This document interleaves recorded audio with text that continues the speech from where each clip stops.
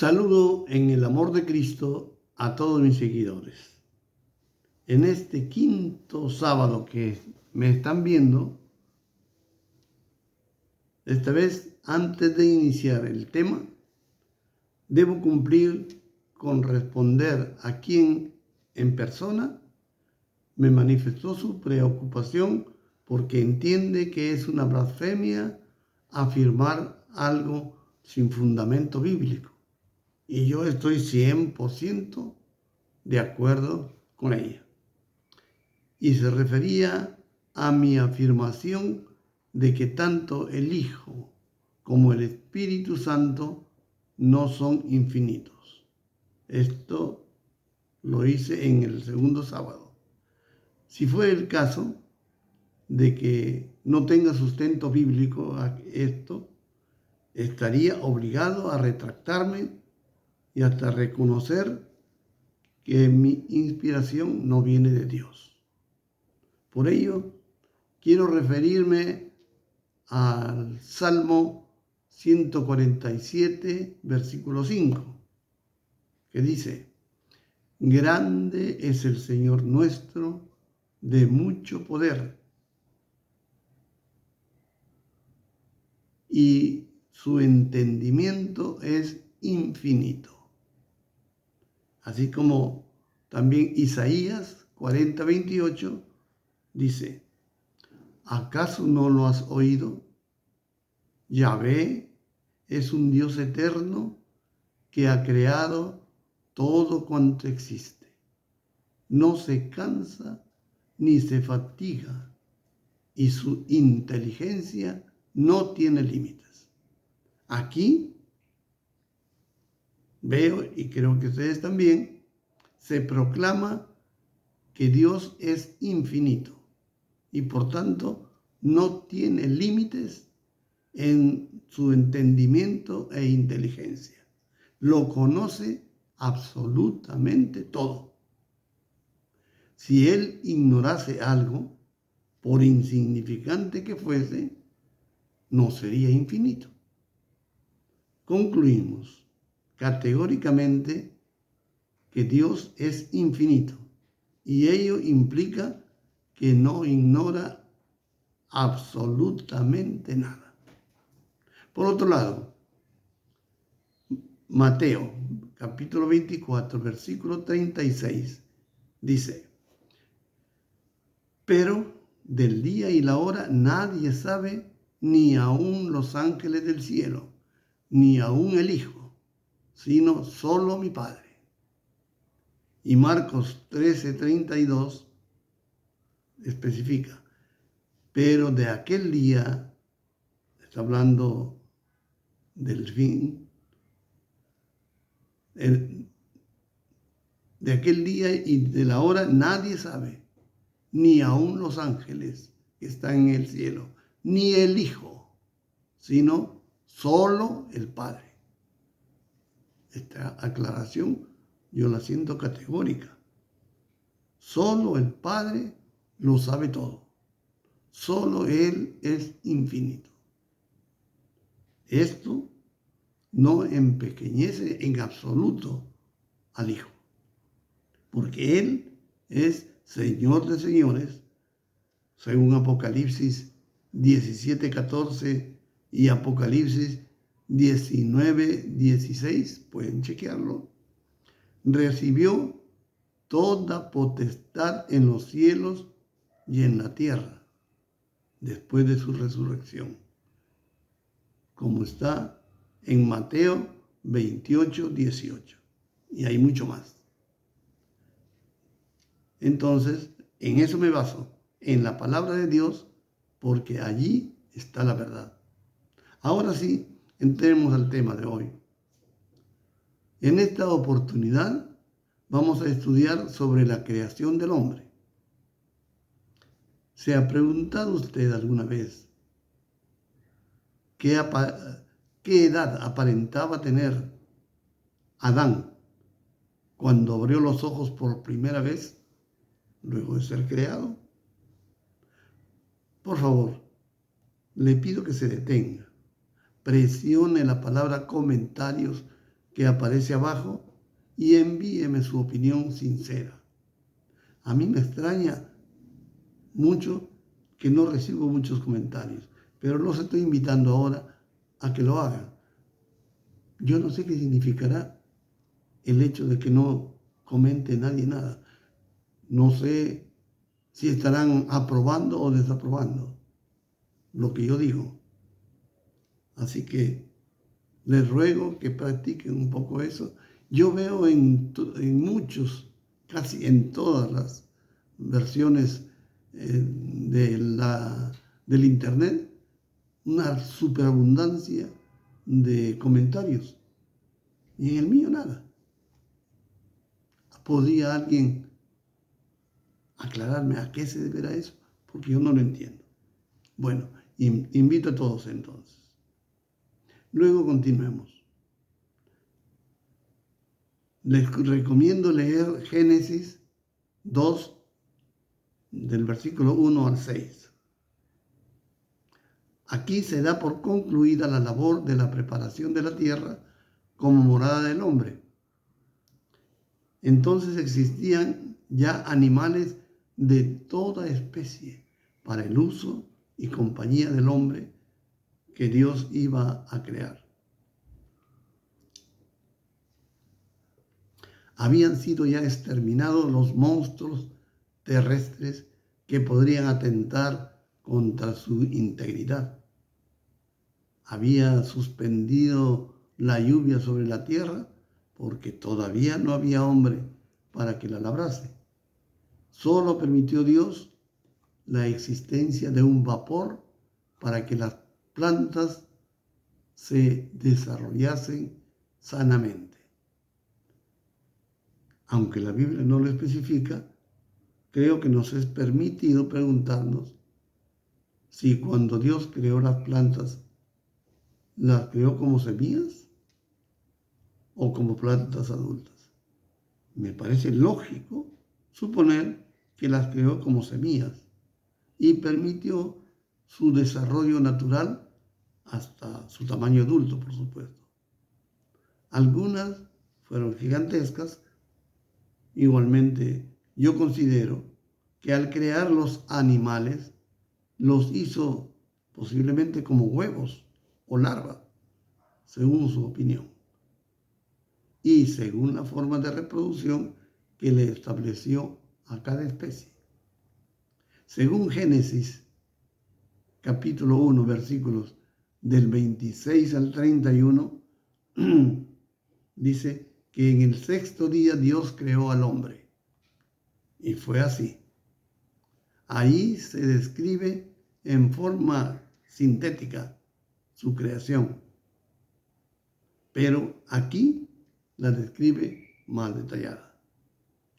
Por ejemplo, en Génesis 2, versículo 7. Entonces Jehová Dios formó al hombre del polvo de la tierra y sopló en su nariz aliento de vida, y fue el hombre un ser viviente. Lo más fácil de imaginar ante estas palabras es que Dios tomó un poco de polvo de la tierra, le echó un poco de agua, preparó un barro de buena consistencia, hizo un muñeco de barro con ese polvo de la tierra y luego sopló en la nariz del muñeco, sopló aliento de vida y milagrosamente el muñeco se convirtió en Adán, un hombre hecho y derecho, perfecto. Así me lo contaron y así lo creí. Pero yo me pregunto, me digo, ¿así lo hizo Dios tan fácilmente? Para Dios eso resultaría casi un juego, me digo ahora. Y el amor de Dios me parece que no figura en este pensamiento. La realidad es, para mí, que la decisión de Dios de crear al hombre fue algo muy especial. Por eso describe que tomó del barro, por supuesto que eso implica que lo hizo con sus manos cariñosamente. Deduzco que el Hijo fue el encargado de esta tarea. El Padre es inmenso y basta su palabra para que se haga. Pero aquí estoy creyendo que el Hijo se encargó de esa amorosísima tarea. De ese barro tomó los elementos necesarios y con mucho cuidado y amor fue eligiendo átomo a átomo para formar molécula tras molécula con su respectivo ADN. Ese ADN que iba a regir el funcionamiento de su organismo y hasta su reproducción. Todo lo hizo Dios minuciosamente. ¿Se imaginan la meticulosidad con que tuvo que elaborar cada célula para que el ADN fuese exactamente igual en cada una de los millones de células que integraban el cuerpo de Adán? La sabiduría que tuvo que aplicar para que todo el organismo funcionase armoniosamente y perfectamente. Grandeza tremenda. De esa forma, pienso yo, fue constituyendo su sistema óseo, cubriendo luego ese sistema con carne y luego fabricó uno a uno cada órgano hasta completar el cuerpo de Adán. Por supuesto que eligió un medio ambiente apropiado. Pensaría yo que debió haberse ubicado en un polo, dada la baja temperatura existente en el polo, porque al hacer esa obra mayúscula, para él también era una gran obra y podría haber tardado mucho tiempo. No lo hizo alocadamente. Dios no hace las cosas así. Dios las hace con mucho cuidado y al final chequea hasta que da el visto bueno. Quizá en alguna obra que haya hecho él, haya dicho esto lo voy a corregir. Pero en general concluimos que cada vez que Dios concluía una obra, chequeaba, todo funcionaba bien, recién decía, está bueno.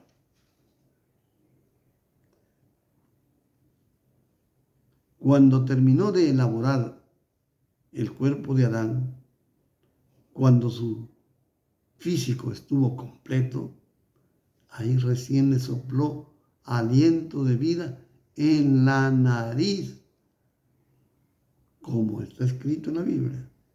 Es decir, le dio de su espíritu.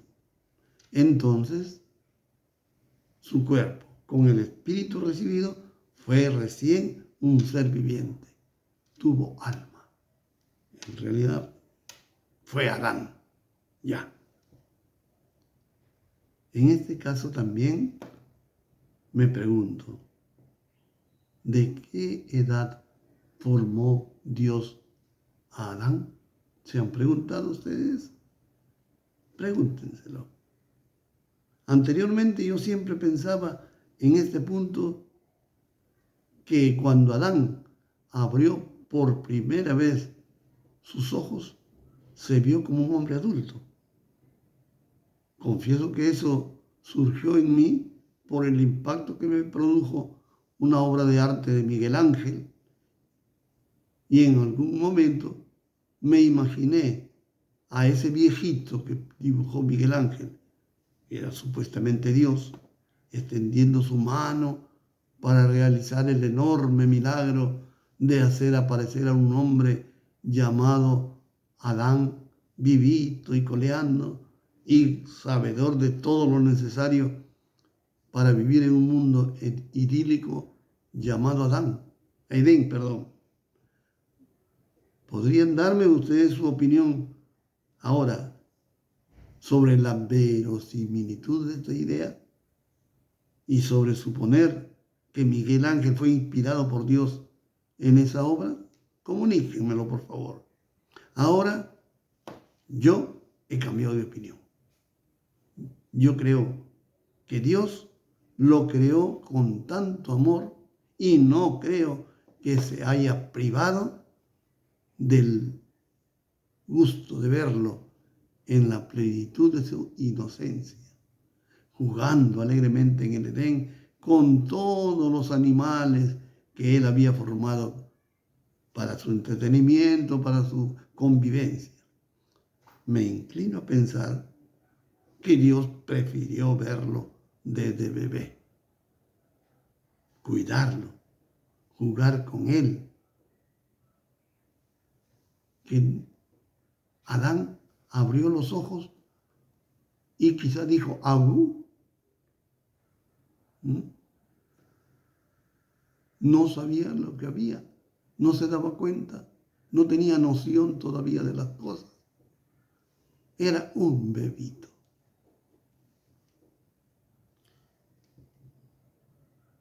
Y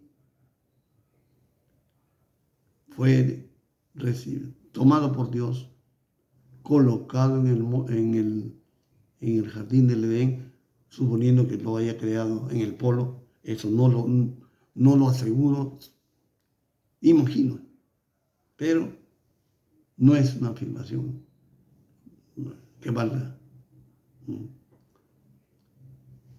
Le fue dando la mano, enseñándole poquito a poco a caminar. Luego le enseñó palabra por palabra. Quizá lo primero que dijo Adán fue, Dios mío, o algo así. Luego le fue enseñando otras palabras. Le enseñó su idioma, el idioma de Adán, el idioma de Dios. Le enseñó, según cómo iba creciendo, cada cosa que él necesitaba aprender. Le enseñó a cuidar las plantas, a cuidar de los animales, poniéndoles cada uno su nombre.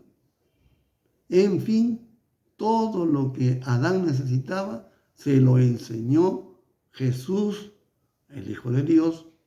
En ese tiempo todavía no se llamaba Jesús. Estaba viviendo su eternidad. Bueno, todo se lo enseñó. ¿No creen que esto es más consciente, más aceptable que la otra idea que nos enseñaron? Bueno, yo no sé quién me enseñó eso. Finalmente, llegó a ser un diestro agricultor y capaz de ganarse la vida por sí mismo. Eso creo que es el misterio de la creación de Adán.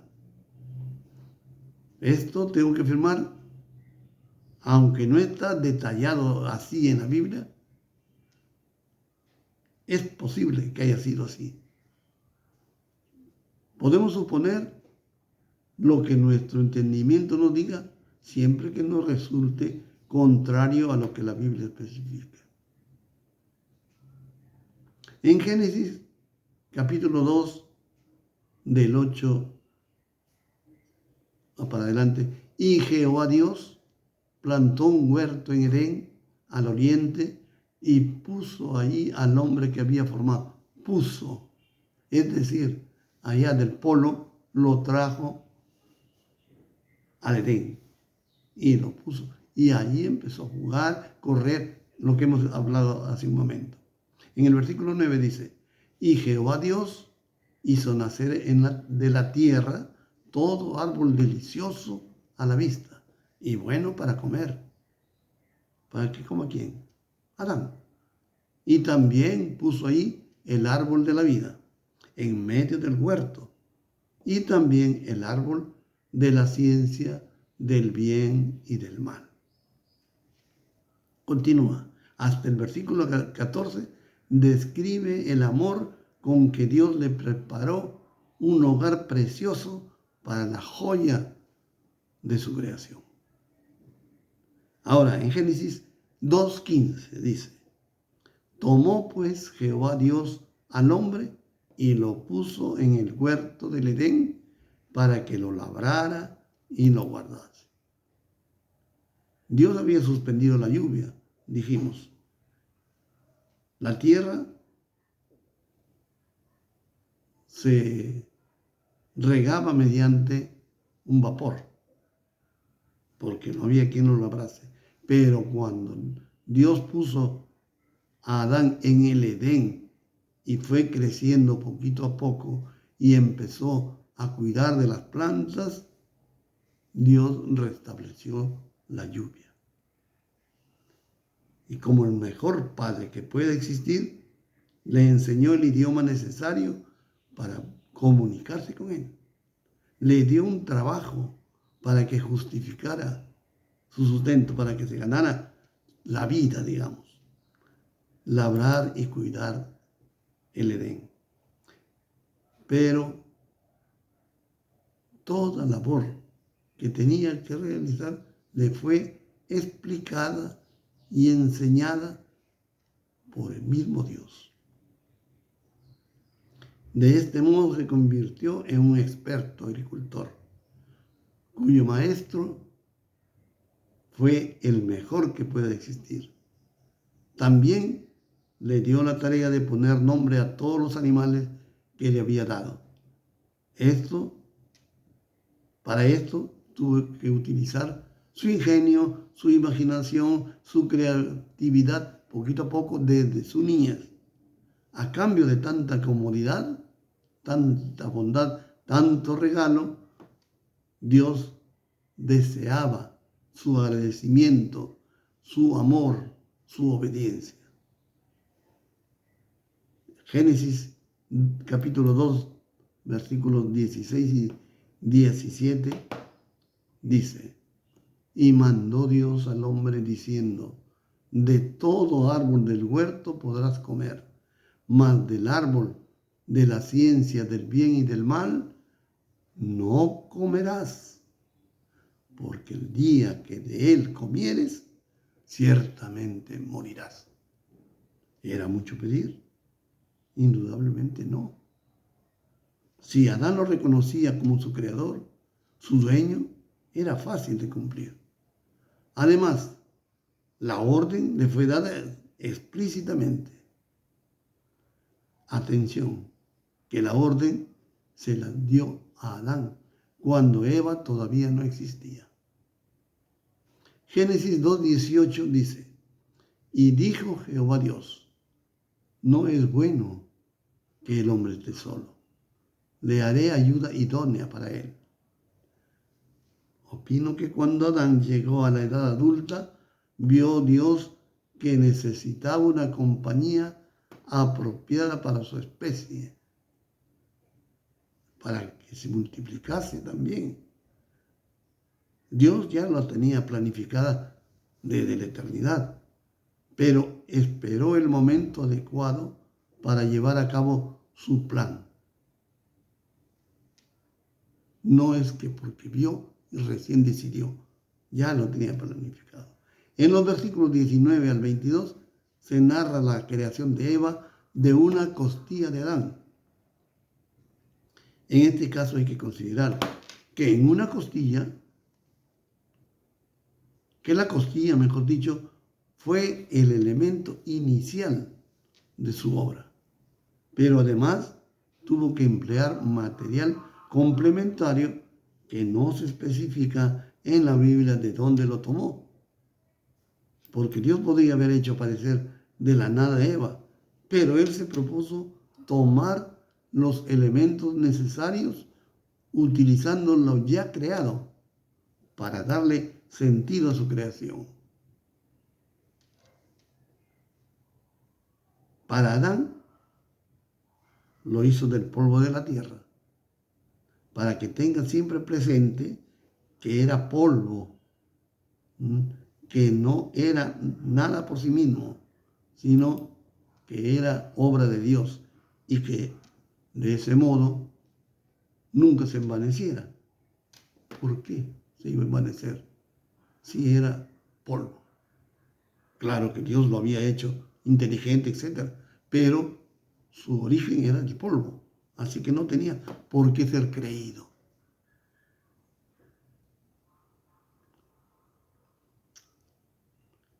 Así también a Eva la elaboró, la hizo, la formó de la costilla de Adán, también para que tenga un significado, era para que siempre recordase que era parte de Adán, parte suya, para que siempre recordara y que había surgido de algo cercano a su corazón, para que tuviese siempre presente su amor y de su parte le correspondiese de igual manera. Y atención, primero creó a Adán para que siempre tuviera la primacía. El mando, la responsabilidad, pero a ella se la dio por compañera para que colaborase con él en todas sus labores y sus necesidades. También las necesidades físicas que le había dado a Adán. Y también se las dio a Eva. Y le dio a Eva cualidades que complementasen las de Adán. La intuición, por ejemplo. La intuición creo que en Eva es superior a la de Adán. En el verbo, en la palabra, en el hablar. También lo supera tremendamente Adán. La contraparte es el hecho de que también resulta más sensible a ella, a la palabra. La palabra es su fuerte y su debilidad. La usa para convencer, pero también es fácilmente manejable por ella. En inteligencia, sí, lo dotó mayormente Adán, pero ella recibió el don de acrecentar la suya cuando el hombre desdeñaba la que disponía. Por eso, ella resultó siendo idónea, es la palabra que emplea la palabra de Dios. Cuando uno falla, la otra, en este caso Eva o la mujer, lo suple. Esto fue establecido para que funcionaran más efectivamente cuando ambos se complementan, se respetan mutuamente. Juntos buscan el bien de la familia, por lo cual a la costilla se le da el significado de la necesidad que tendría de ser muy amada por su marido. Pero el restante material es un misterio de dónde lo tomó Dios. Pero entiendo que no lo creó de la nada, como he meditado hace un momento. Lo tomó de algo ya creado. No hay vuelta que darle. Pero no se especifica de dónde. Dios lo dejó como un misterio.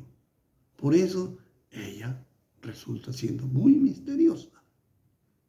No se sabe cómo actuará.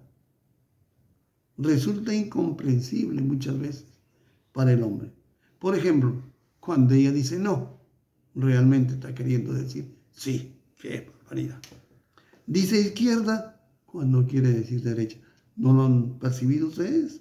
Pues sí. La mujer habla a veces hasta de divorcio cuando no quiere ni pensar en ello, etc. Tantas cosas que hace que muchas veces termine el hombre diciendo, no la entiendo.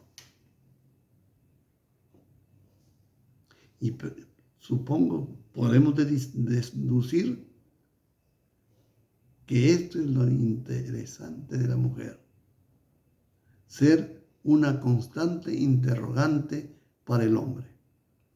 Adán también tuvo que cuidarla.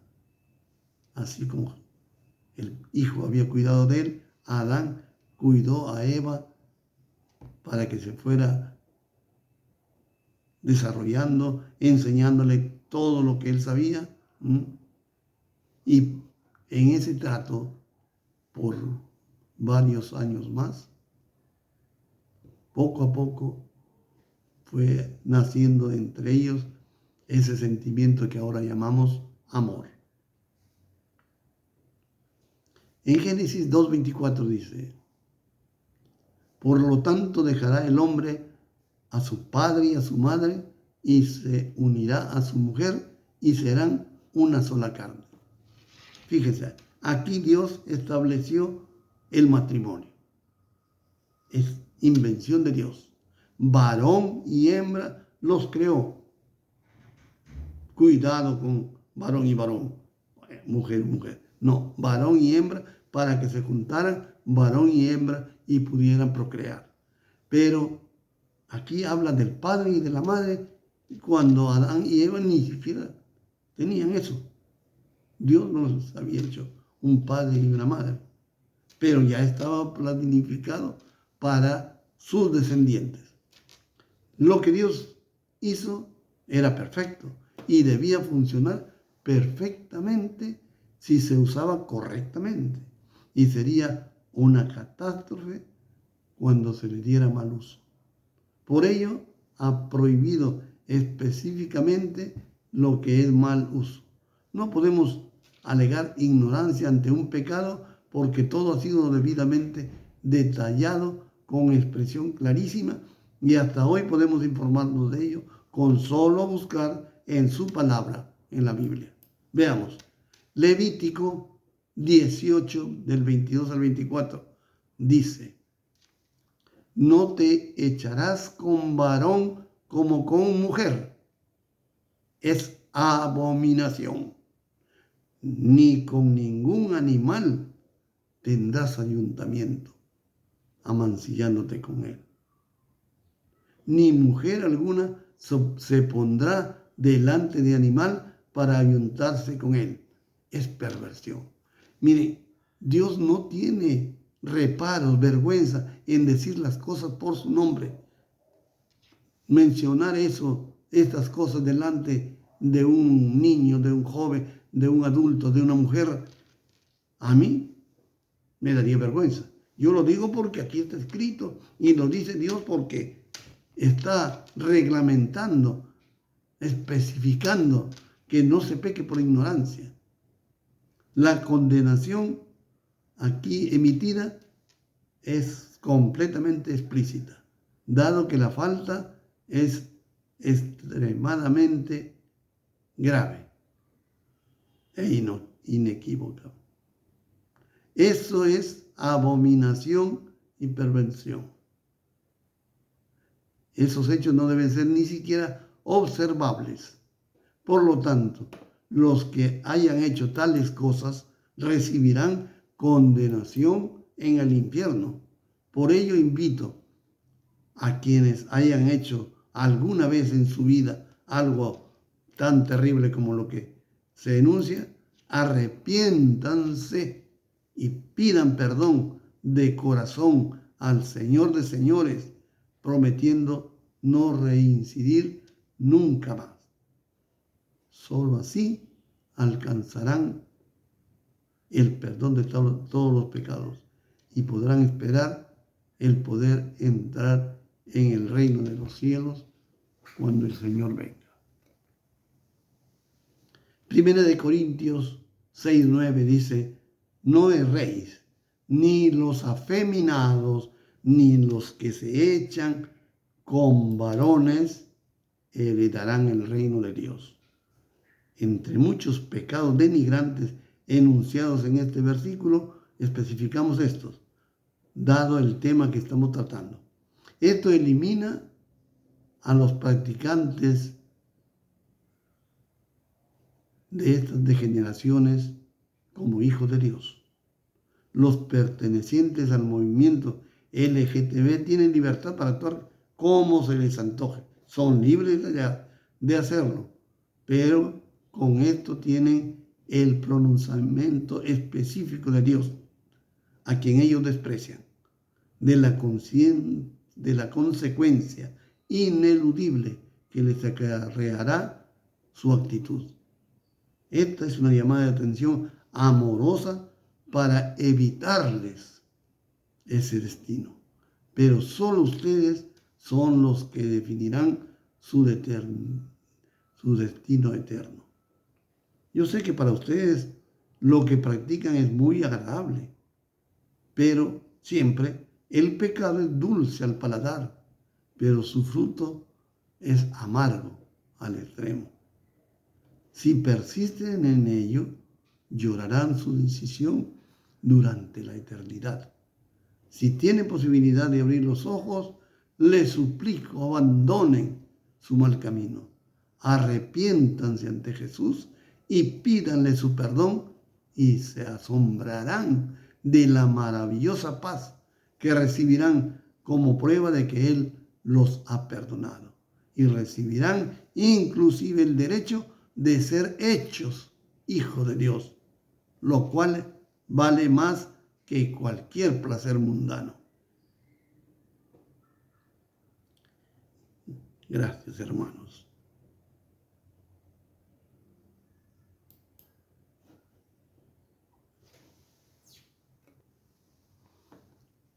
Antes de despedirme, para invitarlos e incentivarlos a que hagan comentarios, les quiero hacer un test, unas preguntas para que ustedes me respondan con respecto a lo presentado a ustedes hasta el momento en mi contenido. Deseo pedirles a quienes me estén siguiendo que participen en la siguiente encuesta. 1. ¿Qué piensas tú sobre Génesis 1? ¿Trata sobre la creación del mundo, aparte del versículo 1, o exclusivamente sobre la preparación de la tierra para morada del hombre? 2. ¿Cuánto tiempo estimas que empleó Dios para preparar la tierra y hacerla apropiada para morada del hombre? Y 3. ¿Qué opinas sobre la formación del petróleo que yo he expuesto? Por favor, respóndeme mediante un comentario en esta misma página. Gracias.